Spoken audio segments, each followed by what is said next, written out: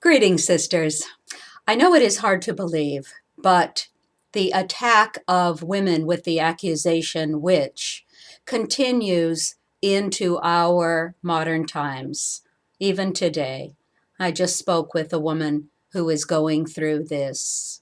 Over the past few years, we have had quite a few of our Goddess Temple women members dragged into divorce court by husbands accusing them of being a witch.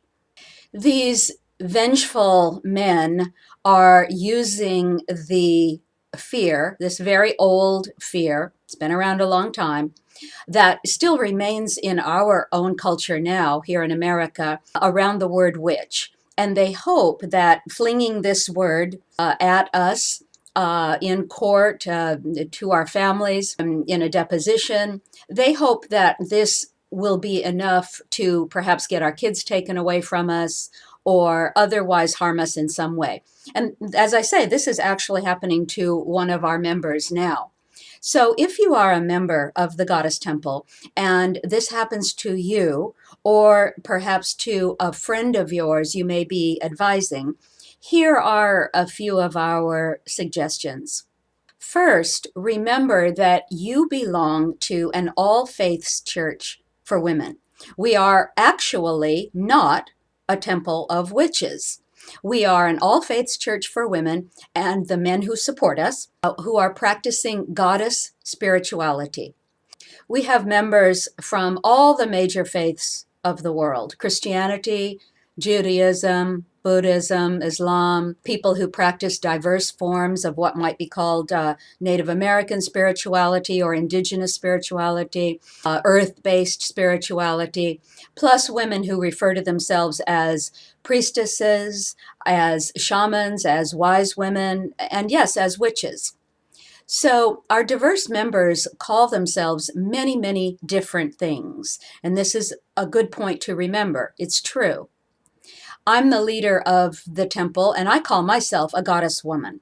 Many of our members just say, I'm a spiritual woman, and they claim no particular form of spirituality or religion. They just leave it at that. I'm a spiritual woman.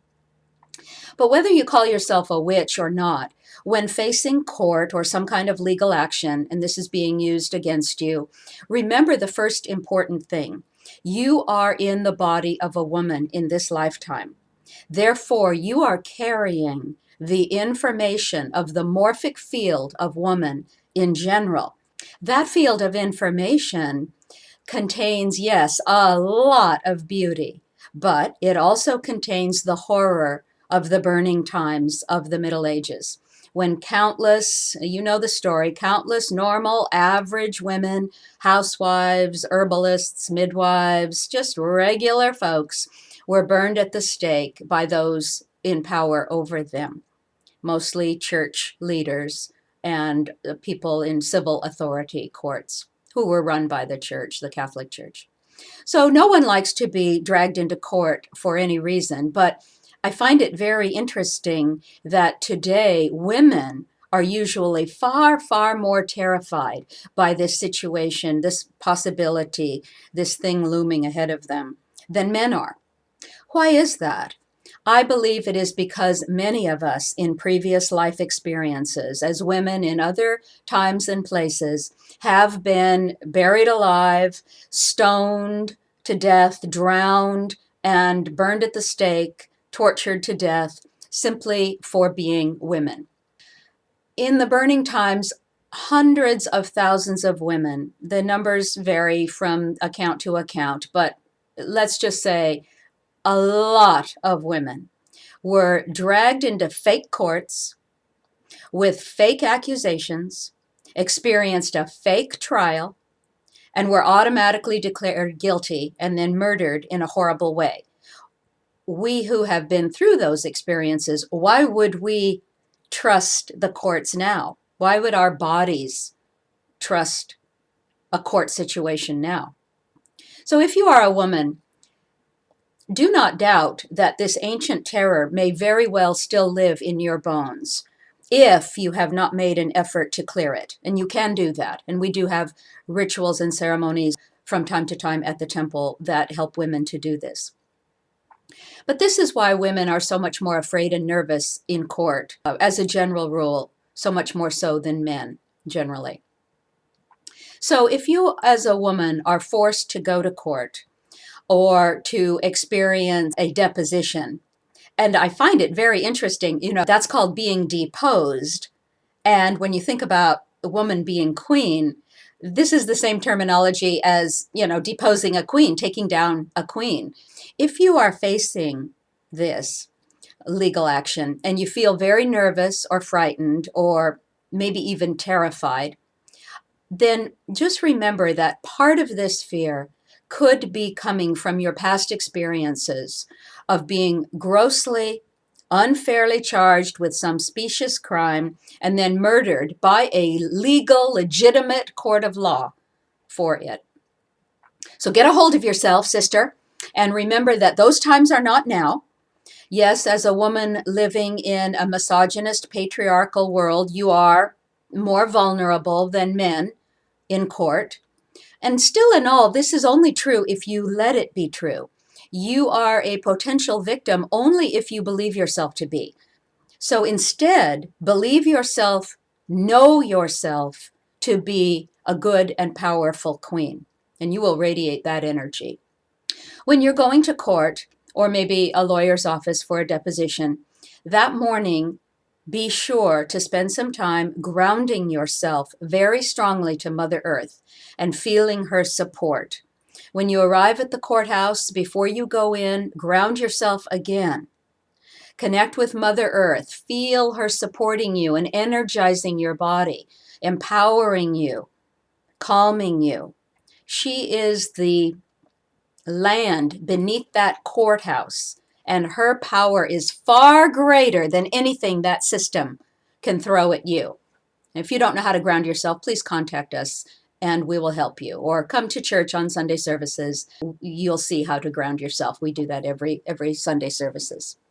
So in preparing yourself, have simple, clear phrases that are easy to understand. Write them on a small card.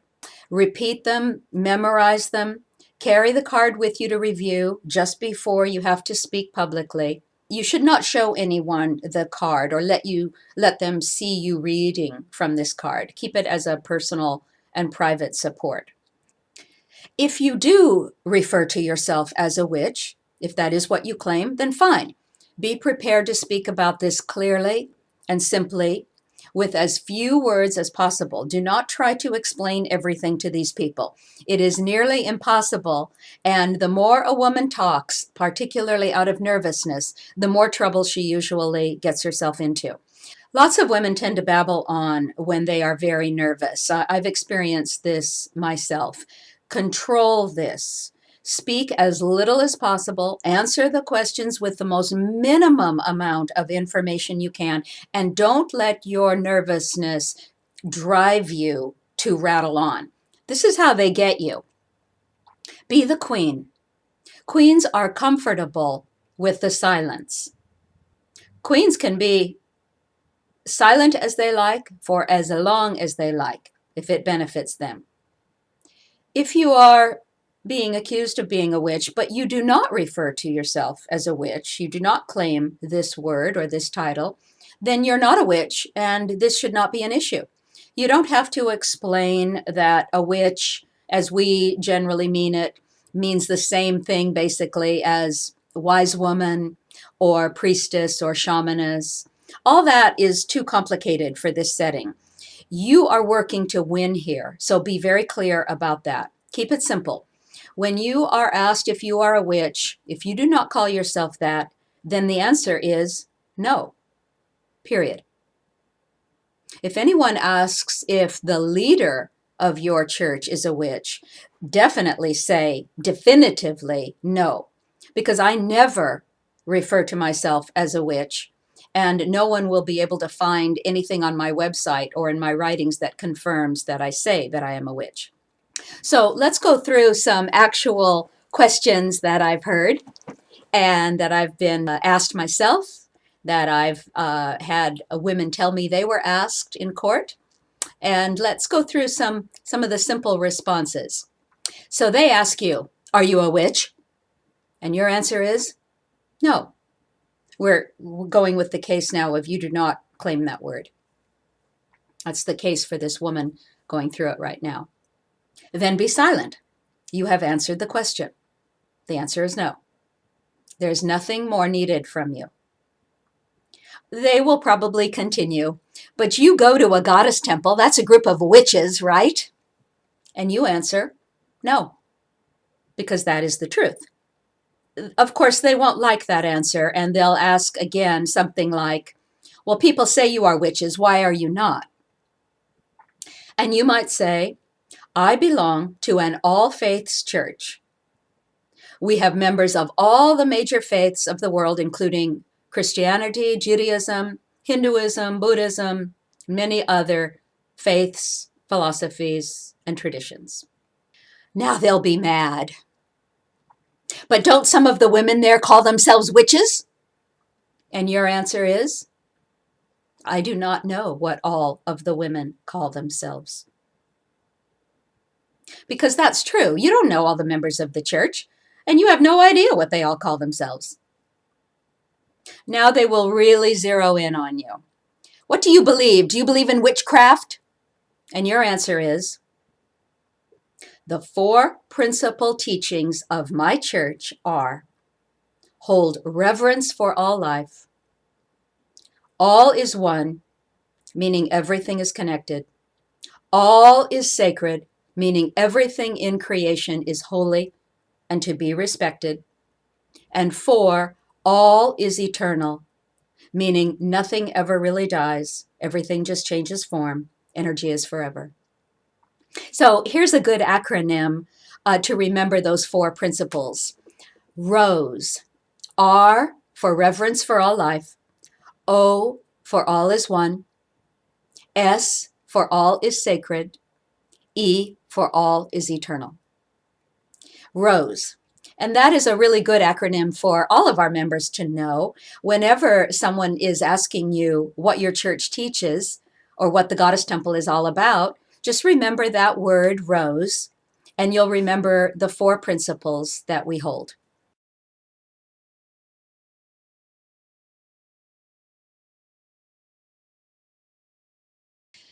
In a court setting or a deposition setting, don't try to explain how you believe the right parts of witchcraft or why witchcraft is a positive thing rather than an evil thing. In this setting, none of that is going to help you. You need a lot of time to explain all of that properly, and you will not be given that time, and they will trap you. So keep it simple and don't let them back you into any corners. Answer every question simply and briefly and truthfully as possible. One old trick is to ask the same question in different ways over and over, trying to trap you, trying to get more information out of you. Do not fall for this old trick. Simply keep saying the same true, brief answer that you gave the first time. Do not try to help them. This is part of the overgiving mother. We think they don't understand, so we're going to help them by providing them with lots more information so that they'll finally understand that we're a good woman. Okay, forget all of this, sisters. None of that is going to work here. Do not try to help them understand by giving them more or different or additional information. They understand quite well, and they know exactly what they are doing. They may ask you, do you believe in God? And your answer should be yes. Don't elaborate, just yes. Because as a member of this church, you know we have 10,000 names for the divine, and God is one of them. It's not one we use very often. We use goddess, but the word God is perfectly acceptable at the temple. So just say yes. Because you do believe in God. You do believe in the divine. And it's just that you call God by different names sometimes. But make them ask you that. Volunteer nothing further. The answer to the question, do you believe in God, is simply yes. And then endure the silence. But we know they're not going to let you off that easily. And they may say, well, you say you believe in God, but you go to a goddess temple. Doesn't that mean that you believe in a goddess, not a god? And your very simple answer is, they are the same thing. Divine Source has countless names, and my church respects all of them. Yes, I know that many of us feel there is a difference between the concept of God and the concept of goddess, certainly. But this is not the time and place to try to explain theology versus theology with an A. Your purpose here is to win the day. And theology, Thealogy, theology, the belief in goddess, is always corrected by spell check as being incorrect. That's the world you live in, the world that refuses to accept the concept of goddess. So they think it's a misspelling, but it's not. So just be aware, that's the world you live in. We're dealing with it. We're dealing with it. We are going to win the day. We are going to keep our answers simple, clean, clear, true, brief. So just remember, your purpose is to win the day, not to convince your husband and his lawyer of the rightness of your beliefs. That's your ego talking. That's your ego that wants to do that. And just let that go, sister. Focus on winning the day. Answer and stop talking. Endure the silence. Once you have answered, endure the silence. Okay, so at this point, they might be desperate. And they might say, you belong to a cult, don't you? And you answer, no. Nothing more. Endure the silence. You do not belong to a cult. Period. But of course, they will probably press you. And they might say, well, people say it's a cult. Why is it not a cult? And you may answer this way if you wish. Cults are places where the leaders try to control you. My church, and it might serve you to keep calling it a church rather than the goddess temple or a temple. The word church might serve you very well, and it's completely accurate. We are a church. My church works to empower and free women. We have different guest speakers from the community every Sunday sharing diverse information to help empower good women and their families to live better lives. That kind of diversity and freedom of information is the opposite of a cult. One of the women's husbands claimed that she was a witch because she had a few books on witchcraft in her library. She did not call herself a witch ever. She did call herself a goddess woman. She did not call herself a witch. But her husband was not going to let that stop him in his attempt to get the kids away from her. So they may ask you, you have books in your library that teach witchcraft, don't you? And if that's true, answer truthfully. I have been a student for many years of many things. I have many books that talk about a lot of different things. Then shut up. Endure the silence. The silence is your friend in this case. In the silence is all your queenly power to prevail in this situation. The silence is your friend. Keep everything very simple. Don't over-explain. Just answer each question as briefly as you can. If they ask you a question that is tricky and you feel you are being trapped, then have a true phrase that you can repeat, something that feels good to you. Perhaps something like, my church teaches compassion, kindness, and love. I strive to meet those ideals. And remember, just because they ask you a question doesn't mean that you have to answer exactly that question. Just keep repeating good, true things that no one can argue with, such as, we are a church of diverse, good-hearted women trying to help ourselves, our families, and the world have more compassion, kindness, and love. Period. Remember, as you go through your court or deposition experience, to keep grounding yourself to Mother Earth, to keep your calm confidence. Keep your awareness deep in your belly instead of bouncing up fearfully into your head. That's not going to do you any good. Dropping your awareness to your deep belly will help you stay calm and composed. In your head, it's very easy to get nervous and scattered. So stay down in your female belly and everything will be fine. We women have grown up in a woman-hating society that has literally put our feet to the fire just because we are women, just because they fear our power of creation.